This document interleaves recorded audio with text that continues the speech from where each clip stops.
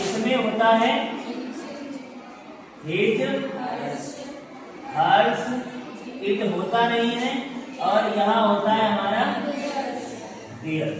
इनका प्रयोग कैसे होता है कभी सुना है? बताया कभी? ये नहीं बताया, बताया क्या? इनका मतलब होता है माई, जैसे यहाँ माइन है, ये माइन दे रखा है MINE, माइन दे रखा है। इसका मतलब है माई और प्लस आगे कोई ना कोई नाउन इसमें छिपा रहता है। क्या रहता है? छिपा रहता है। जैसे मैं कहूं यह घोड़ा मेरा है, ठीक है, यह घोड़ा मेरा है। तो इसमें हम इसे कैसे बनाएंगे? दिस हॉर्स इज माई नहीं लिखेंगे, माई उस समय लिखा जाता है जब आगे नाउन लिखो। क्या लिखो? नाउन। अब इसमें अगर हम माइन लिखें, माइन, क्या लिखें? माइन, तो इसमें माइन का मतलब है हमारा माई हॉर्स। क्या है? माई हॉर्स, मतलब माइन में हॉर्स छिपा हुआ, या घोड़ा मेरा है। इसमें चाहे तो ऐसे लिख सकते हैं, दिस हॉर्स इज माइन, या this horse is my horse. Bar bar horse ना आए, इसीलिए इसको हम माइन लिखते हैं। क्या लिखते हैं? माइन। यह घोड़ा मेरा है, यह मेरा, और इसमें घोड़ा छिपा हुआ है, इसीलिए दोबारा माई हॉर्स ना लिखे बार बार, इसीलिए यहाँ पे हमने लिखा माइन। माइन में माई के अलावा आगे नाउन छिपा है। समझ पा रहे? यहाँ पे नाउन छिपा होता है। क्या छिपा होता है? नाउन। इसमें नाउन नहीं आता है। और माई लिखोगे, योर्स लिखोगे, सॉरी योर लिखोगे, तो इसके आगे नाउन लिखना पड़ेगा। समझ रहे हो? जैसे अगला एग्जाम्पल है, वह घर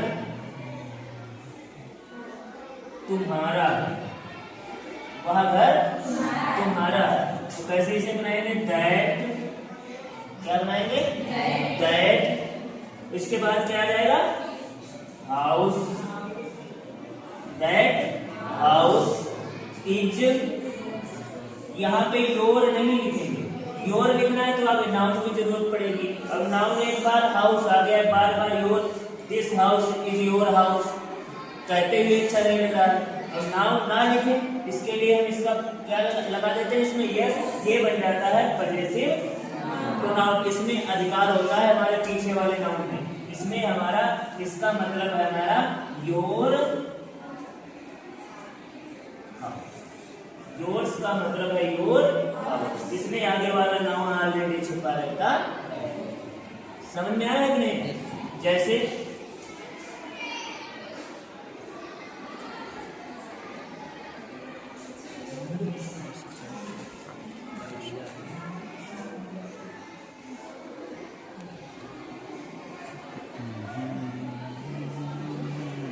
या हमारा छाता है,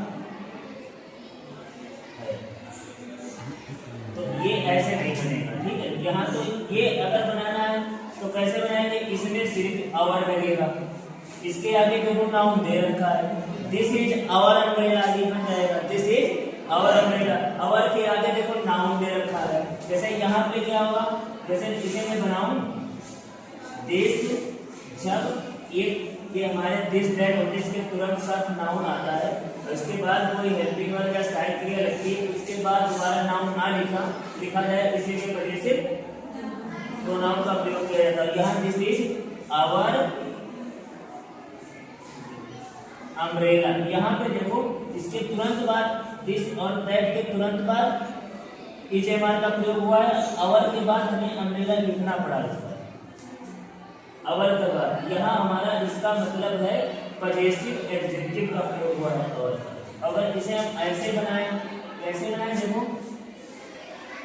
यह छाता हमारा है, यह छाता हमारा है, तो यहाँ पे यह की स्पेलिंग तो दिस हो जाएगी, फिर यहाँ पे अम्ब्रेला आएगा, ठीक है, इज। अब यहाँ पे हमें लिखना अवर, इसमें ऑलरेडी नाउन छिपा हुआ है, इसमें नाउन छिपा हुआ है। तो समझ रहे हो कैसे इनका प्रयोग करते हैं। इसमें अगर दिस और दैट के बाद तुरंत इज एम आर का प्रयोग करते हैं हम, तो क्या करेंगे, यहाँ पर तुरंत अगर इज एम आर आता है तो यहाँ पर हमें जो भी लाना है तो पजेसिव प्रोनाउन लाना है, पजेसिव एडजेक्टिव लाना है। और अगर बाद में पहले रखना है, लास्ट में अगर इन्हें उनको अधिकार जताना है तो फिर हम ये पजेसिव प्रोनाउन का प्रयोग करेंगे। समझ में आया नहीं? समझ रहे हो?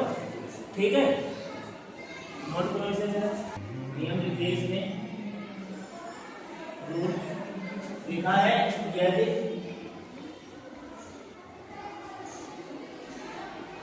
रिपोर्टिंग वर्ग में, यदि रिपोर्टिंग वर्ग में ऑब्जेक्ट ना हो, ऑब्जेक्ट ना हो,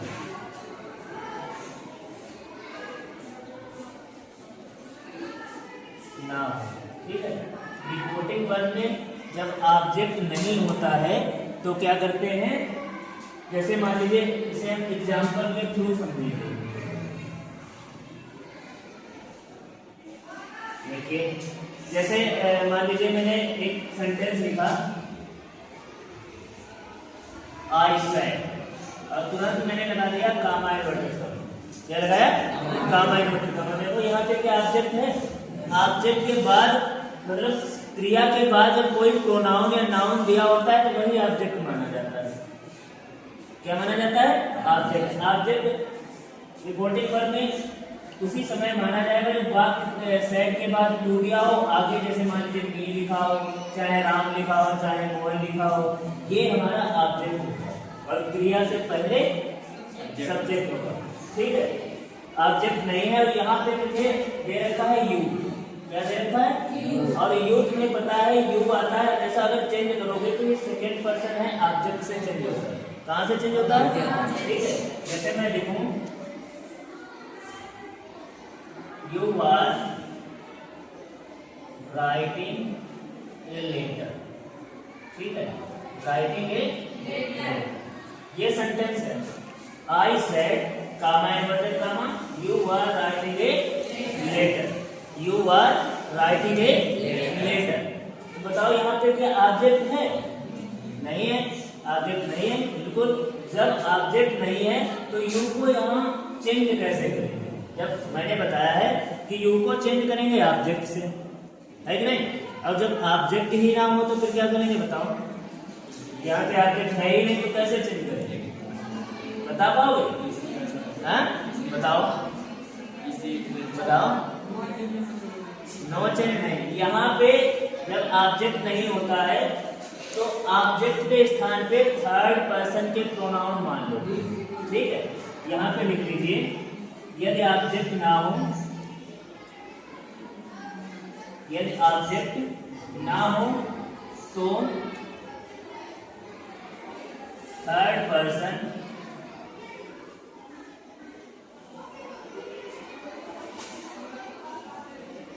प्रोनाउन, थर्ड पर्सन प्रोनाउन कौन से? ही, सी, इट और दे। ठीक है, दे मान लेते हैं, मान लेते। थर्ड पर्सन के ये वाले प्रोनाउन यहाँ पे माने जाएंगे। कहाँ पे माने जाएंगे? ऑब्जेक्ट के स्थान पे। क्या माने जाएंगे? ऑब्जेक्ट के स्थान पे ही मानो, चाहे सी मानो, चाहे इट मानो, चाहे दे मानो। यहाँ पे तुम बिल्कुल स्वतंत्र हो। क्या हो? स्वतंत्र हो। चाहे आप ही मान सकते हो, चाहे सी मान सकते हो, चाहे इट मान सकते हो, चाहे दे मान सकते हो, पूरी तरीके से इंडिपेंडेंट कुछ भी। ठीक है, अब ज्यादातर हम लोग मानने की कोशिश करते हैं ही को। ठीक है, क्या मानते हैं? ज्यादातर ही मानते हैं। जैसे इसे हम इनडायरेक्ट बनाएंगे। देखो, इनडायरेक्ट बनाने की कोशिश करेंगे। देखो, आई तो हमारी नाउन सब्जेक्ट थोड़ी ना पहली बार मेंशन कर लो। जब तक सैड टू नहीं तब तक इसमें किसी ने बदलेंगे नहीं। सैड है, सेज है, से है, वो ऐसे है जैसे का तैसे लिखा जाता है। लिखा जाता है कि नहीं? तो यहाँ पर हम सैड को क्या लिख देंगे? सैड ही लिख देंगे। कनेक्टर दैट का यूज किया जाता है। यू हमारा है सेकेंड पर्सन, अभी बताया सेंटेंस रिपोर्टिंग वर्ब के ऑब्जेक्ट से चेंज किया जाएगा। रिपोर्टिंग वर्ब के कहाँ से चेंज किया जाएगा? ऑब्जेक्ट से चेंज किया जाएगा। ऑब्जेक्ट तो कुछ है नहीं, इन्हीं में से कोई एक मान लो। मान लीजिए मैं ही मानता हूँ, तो यहाँ पे क्या आ जाएगा? ही। अगर सी मानते तो सी आ जाता, इट मानते तो इट आ जाता, दे मानते तो दे आ जाता। स्वतंत्र हो कुछ भी मान लो। सारे बच्चे इधर देखो, इधर उधर मत देखो, यहाँ देखो, यहाँ देखना, उसके बाद घर में भी देखना चाहिए। ठीक है, सही से। अब यहाँ पे यू क्या है? ये प्रेजेंट कंटीन्यूअस है, प्रेजेंट कंटीन्यूअस। इसे चेंज करते हैं जब इनडायरेक्ट बनाते हैं तो पास्ट कंटीन्यूअस में ले जाते हैं। पास्ट कंटीन्यूअस में सिंगुलर के साथ वाज का प्रयोग किया जाता है, वाज आता है। फिर क्या आएगा हमारा? राइटिंग। जो प्रेजेंट पास्ट किसी भी कोई भी कंटीन्यूअस हो उसमें आईएनजी लगाई जाती है। अब क्या लिख जाएगा? A letter. अब यहाँ पे लगाया जाएगा हमारा फुल स्टॉप। अच्छा बताओ किसके किसके पास समझ में आए? सारे लोग सबके आ गए कि नहीं? ये नोट करो जरा। नियम नंबर डालिए, नियम डालिए। इम्पोर्टेंट नियम है जिसे हम बहुत अच्छे तरीके से देखेंगे। ठीक है, बहुत इम्पोर्टेंट है। कैसे किस सेंटेंस को किस में बदला जाएगा। जब रिपोर्टिंग वर्ब पास्ट में होगी तो वाक्य को बदल दिया जाता है, इंटरचेंज कर दिया जाता है। जितने भी प्रेजेंट के वाक्य हैं, प्रेजेंट इंडेफिनिट है, उसी में पास्ट में बदल जाएगा। जैसे इधर हम लोग डालेंगे, देखो लिखना है इसमें, जब रिपोर्टिंग वर्ब पास्ट टेंस में हो, पास्ट टेंस में हो तो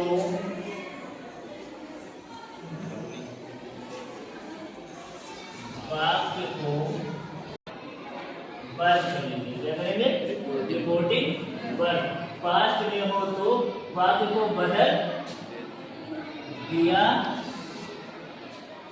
जाता है, बदल दिया जाता। बदला कैसे जाता है? नीचे मैं लिखूंगा कैसे बदला जाएगा। ठीक है, जैसे इधर डाल लीजिए, मान लीजिए इधर हम डालेंगे डायरेक्ट, इधर डायरेक्ट सेंटेंस होगा। ठीक है, और जब इसे इनडायरेक्ट में बनाएंगे, इनडायरेक्ट सेंटेंस बनाएंगे तो कैसे बदला जाएगा? ठीक है, डायरेक्ट सेंटेंस एक तरफ जब इनडायरेक्ट चेंज करेंगे तो उसे कहाँ बदल के कैसे ले जाया जाता है। जैसे इधर मान लीजिए हमारा पहला नंबर का सेंटेंस दिया है प्रेजेंट इंडेफिनिट। क्या दे रखा है? प्रेजेंट इंडेफिनिट टेंस दे रखा है। प्रेजेंट इंडेफिनिट की पहचान क्या होती है? कैसे आइडेंटिफाई करते हैं कि प्रेजेंट इंडेफिनिट है? जब किसी भी वर्ब में जैसे आईएस मिले, ठीक है, वर्ब की फर्स्ट पार्ट मिले, यदि वाक्य निगेटिव है। कैसा है? निगेटिव है। निगेटिव मतलब इसमें नहीं दे रखा हो। हिंदी का सेंटेंस है, हमें मतलब नहीं, इंग्लिश का सेंटेंस उसमें डू या डज नॉट लगा हो, डू या डज नॉट को याद रखना है। ठीक है, वर्ब की फर्स्ट पार्ट को याद रखना है और उसमें यस या यस लगा हो तो वो सेंटेंस प्रेजेंट इंडेफिनिट का होता है। क्या का होता है? प्रेजेंट। और प्रेजेंट इंडेफिनिट का वाक्य हो जब इनडायरेक्ट बनाएंगे उसे ठीक पास्ट इंडेफिनिट में बदलेंगे। किसमें बदलेंगे? Past indefinite.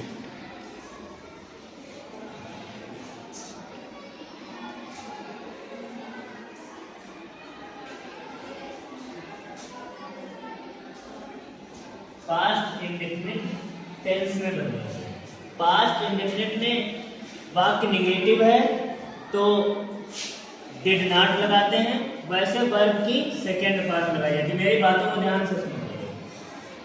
वाक्य निगेटिव है तो डिड नॉट लगाओ, ठीक है, और अफर्मेटिव वाक्य में तो क्रिया की सेकेंड पार्ट लगी होगी, लगाना हमें नहीं होता है, उसमें ऑलरेडी सेंटेंस हमें चेंज करना है। ठीक है, निगेटिव सेंटेंस है तो डिड नॉट, और अफर्मेटिव सेंटेंस है तो वर्ब की सेकेंड क्या लगती है? Second part. दूसरे नंबर पे हमारा आता है प्रेजेंट कंटीन्यूअस।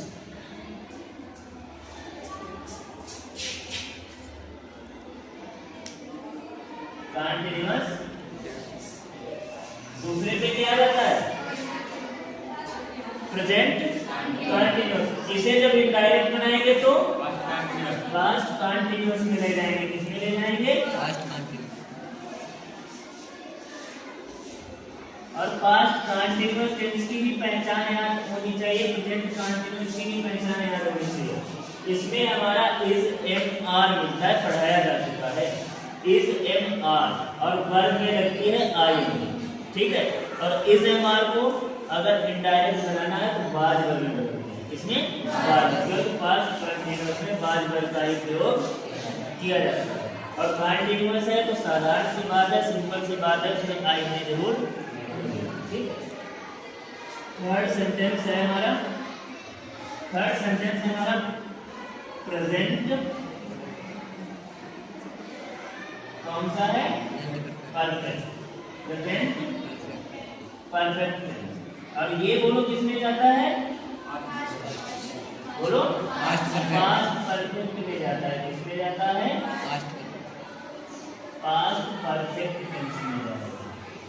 मतलब इसमें हमारा क्या मिलता है? हैज या है। पता है ना सबको? नहीं मालूम है ना? हैज या है मिलता है। इसमें मालूम है कि नहीं? कुछ लोगों को पता है, कुछ लोगों को नहीं।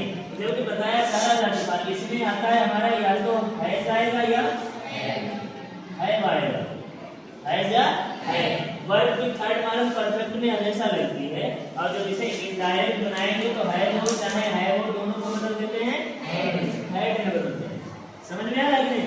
हैड में बदल देते हैं। अब यहाँ पे इज एम आर दिया होगा, क्या दिया होगा?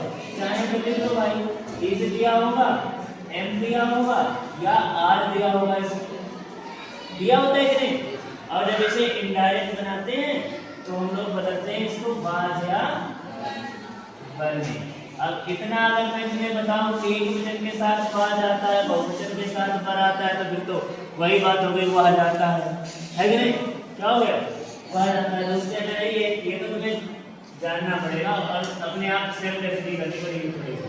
ठीक है। इसे हमारे को किसमें बदलेंगे? बाज में। है को किसमें बदलेंगे? चौथा आता है हमारा प्रेजेंट परफेक्ट कंटीन्यूअस। एक के साथ की स्पेलिंग काफी है ना, ऊपर कंटीन्यूअस की स्पेलिंग लिखी है। ठीक है। इसमें आता है हमारा या तो हैज आएगा या हैव आएगा। इसके साथ मिलेगा हमें बी। बी के साथ हमें क्रिया में आईएनजी भी लगी मिलेगी। और इसे जब हम बदलेंगे किसमें? Past perfect continuous. Past perfect continuous. और हैव को अभी मैंने बताया हमेशा चेंज करेंगे। हैव में और आगे बीन लगी है तो लगा देंगे। ठीक है। बीन लगी है तो लगा देंगे। चार देखो प्रेजेंट है, चारों हमारे किसमें बदल गए? ठीक, पास्ट में बदल गए। इसमें क्या मिलता है? वर्ब की फर्स्ट फॉर्म या तो यस या यस लगेगा, और यहाँ बनाएंगे तो वर्ब की सेकंड फॉर्म लगा देंगे। इसमें पास्ट इंडिफिनिट में वर्ब की सेकंड फॉर्म या डिड लगता है। ठीक है। अब यहाँ मिलता है या तो डू मिलेगा या डज मिलेगा।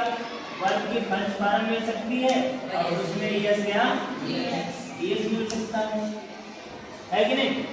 बताओ। ये चीज तो बताई लगभग मैंने, मेरे हिसाब से मुझे गिनती तक नहीं आती होगी, इतनी बार बताई। लेकिन वो तुम्हारा हाल है कि बात आई, बात यहाँ से निकली वहाँ से गायब हो जाती है। कहने का मतलब है अगर आप कोई चीज़ पढ़ रहे हो उसे 7 डेज में अगर तुमने रिवाइज नहीं मारा तो वो हमारा मेमोरी हमें वो चीज़ डिलीट कर देती है। समझ पा रहे? यदि हमें कोई चीज़ बराबर याद करनी है, समझ रहे बात, उसे 7 दिन में उसे हमें रिवाइज करना होता है। अगर रिवाइज नहीं कर रहे हो, जैसे रिलेशन तक तो खराब हो जाते हैं, ये तो हमारी पढ़ाई है कि नहीं? अगर बात को हम 7 दिन में उसे रिवाइज नहीं मारते हैं तो बात गई छूट लो, हमारे दिमाग से गायब, मेमोरी हमारी डिलीट मार देती है। फिर उसे नया ताजा सब दोबारा पढ़ना पड़ेगा। ठीक है। कितना रिवाइज करेगा कल आगे कल। ठीक है।